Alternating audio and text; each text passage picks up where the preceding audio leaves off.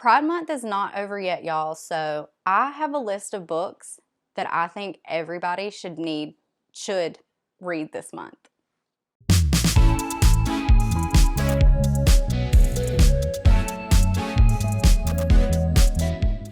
So yeah, today I'm going to talk to you about some books that I think everybody needs to read this Pride Month, and honestly, at any other month you want to read these. These are just some great books that I have read recently and that I would like you to read now. I'm going to start with 5 books that, like I said, I have read that I really enjoyed. But then at the end, I want to talk about 3 books that I haven't read but are on my TBR for this month that I would like to read for Pride or sometime in the near future, you know? So yeah, without further ado, let's get into this list of books, shall we? Okay, so the first book that I want to talk about is The Black Flamingo by Dean Atta. And I think this is a book everybody should be reading. I don't care who you are, where you are in life, pick this book up. It is so good. It's written like poetry, but it's not like hard to understand poetry because I did not like poetry in high school. So I was a little scared to read this, but once I cracked open this book, I could not put it down. I read it in a whole day. I cried. I was bawling. This book is so sad. It's so sad, the shit he had to go through as a teenager, as a child in school, the stigma around being a gay person, not only gay, but a black gay person, which is a whole other stigma in and of itself.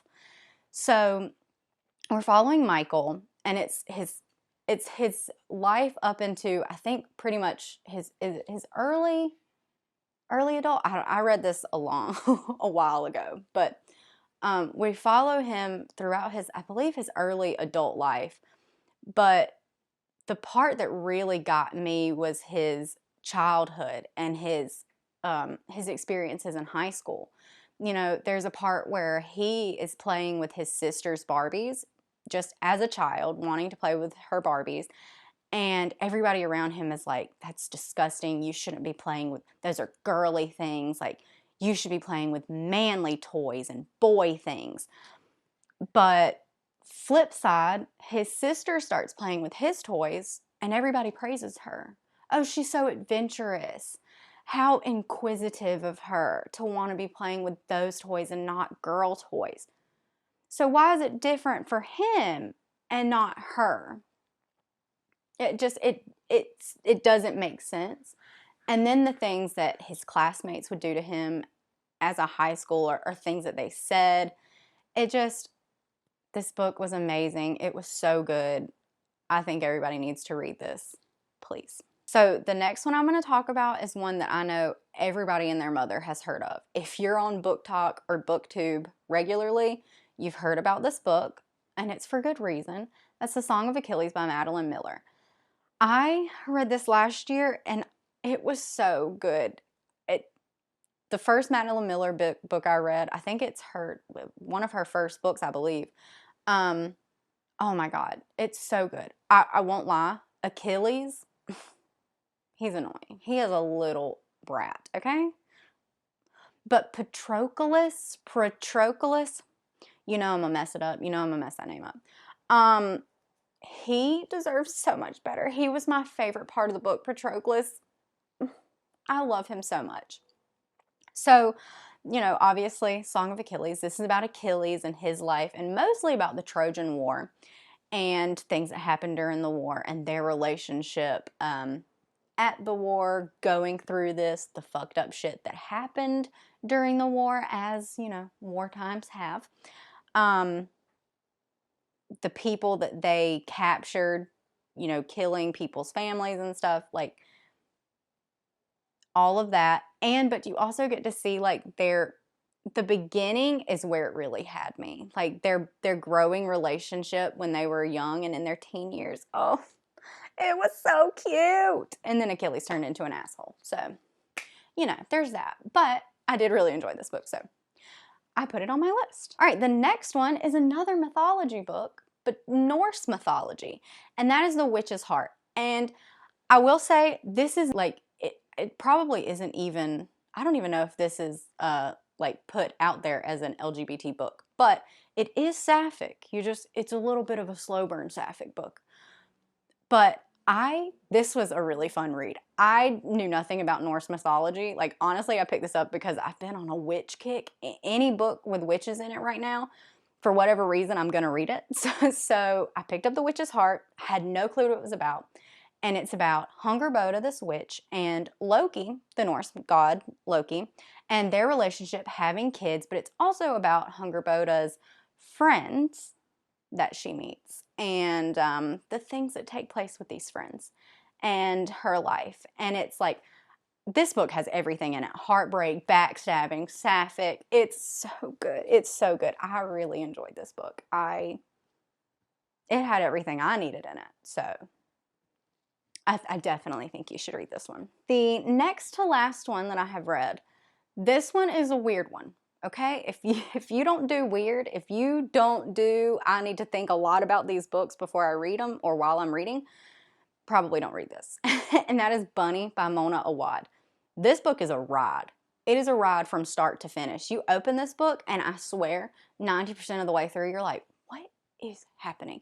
And even when you close this book after you finish it, you're like, what did I just read exactly? But it's so good. It's so good. It's wild. And you can't tell me that it's not sapphic because her and Ava's relationship, there's definitely stuff there. Like, yeah, she's definitely in love, okay? But, honestly, I don't even know how to explain this book. This girl named, I believe her name's Sam, our main character, and she is in Warren, for being a writer, and there's her class is really, really small, so it's only her and this group of girls who call themselves the Bunnies. And as it sounds a little culty, and it is, but it's also weird as shit. Like, that's not even, like, I haven't even told you a fraction of it, but it's weird, and I can't even tell you a fraction of it because I honestly still don't know. This is one of those books that it's what you make it. Like, it's not gonna it doesn't lay out anything for you, which if you've watched my videos, you know usually I love books that are laid out. But this is one book that I was like, I was happy to buckle up for this ride, okay? This book was great. It was wild. It was crazy. If you want wild, crazy, and you want to be like, huh, what is happening? Read Bunny. Just read it. Just do it. And then come back and be like, girl, why did you recommend that? The fuck are you on? All right, and the last one that I've read, and if you watch my past wrap-up, you know that I lied a little bit in the beginning because I didn't really enjoy this one thoroughly. But I enjoyed it all the way until the end. Like, if the ending was any different in this book, it would have been a 5-star. But the ending just did absolutely nothing for me. And that is Wilder Girls by Rory Power. Now, like I said, the premise of this book, the entire book up until the end, I was eating it up. It was so good. I was here for it. It was creepy. It was weird. It was a little gross. And I loved it. I loved it. And then the end got there and I was like, oh, pew, crash and burn. Yeah, but that was just me. And I know a ton of people love this book. So that's why I put it on this list. And so this book is about these girls at a boarding school called Raxter on Raxter Island. And they all have this disease in them called the tox. And it essentially like mutates their bodies. Like some of them have extra spinal cords or extra hearts or like weird shit's going on, right? Well, one day, one of these girls goes missing. And there's not many girls here, so they're pretty close, right? Well, two of these girls who are friends with her, they're like, we're going to go after her. And in the process of going after her and trying to find what happened to her, they're also finding out about the tox and what is the government actually doing to help these girls, if anything, you know? It was really good, like I said, until the end. So if you like creepy, naturey, disease books, I think you'll really enjoy this, but just watch out for the end. because it wasn't my favorite. Okay, so now on to the books that I have not read, but I would like to read very soon, or at least sometime in the near future, you know? Okay, so firstly is We Are Ants by Sean David Hutchinson, and I want to say I heard Books and Lala, Kayla, talking about this, but it sounds super interesting. So this is about a boy who is a scientist, and apparently the end of the world is like very closely coming up on them. Like their days are literally numbered, like 144 days, I think, until the world literally ends. But all this guy has to do is like press a button and it would stop it. So you'd think like, oh, this is a really like open and shut case. World's gonna end. You're literally the person that just has to like boop, press button and it's gonna be done, right? Well, apparently, naturally, he not so sure he wants to do that. His life doesn't sound so great. His boyfriend unalived himself the year before. So his mom is barely hanging on as a waitress. She's not doing so hot. So he's like, I don't know. I don't know if I really want to like save the world. So I guess we follow him deciding what he wants to do and the nuances and things that come with that. So it sounds really interesting. And like I've been loving sci-fi lately, so I feel like I'm going to really like this. Next is The Sawkill Girls by Claire Legend. And I don't really know much about this book, but it kind of sounds like it's like Wilder Girls vibes, I think. At least from the cover. That's definitely what it looks like from the cover. Yeah, so apparently these girls are also on an island, but there is a rumor of a monster going around. So not exactly like Wilder Girls, but pretty much. And I'm hoping that this has a better ending because, like I said, the Wilder Girls was great except for the end. So I'm really hoping this whole thing is good. I've heard really great things about Sawkill Girls, so my fingers are crossed. All right, and the last book that I have on my list is one that I'm kind of on the fence about, only because I have his other book, House in the Cerulean Sea, right here behind me. And I started this, I started this like last year. I'm literally on page 87. And I just never picked it back up. And it's not because I think I just was not in the mood to like read a whimsical, like lighthearted thing. But the new book, The Under the Whispering Door by TJ Klune, it sounds a lot, like the premise sounds a lot more up my alley. So maybe I'll enjoy that one more. I'm not sure.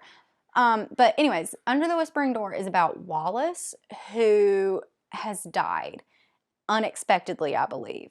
And he doesn't want to cross over. Like, he didn't get to do much in his life that he wanted to do. So it seems like he gets this chance to live for 7 days before he has to cross over.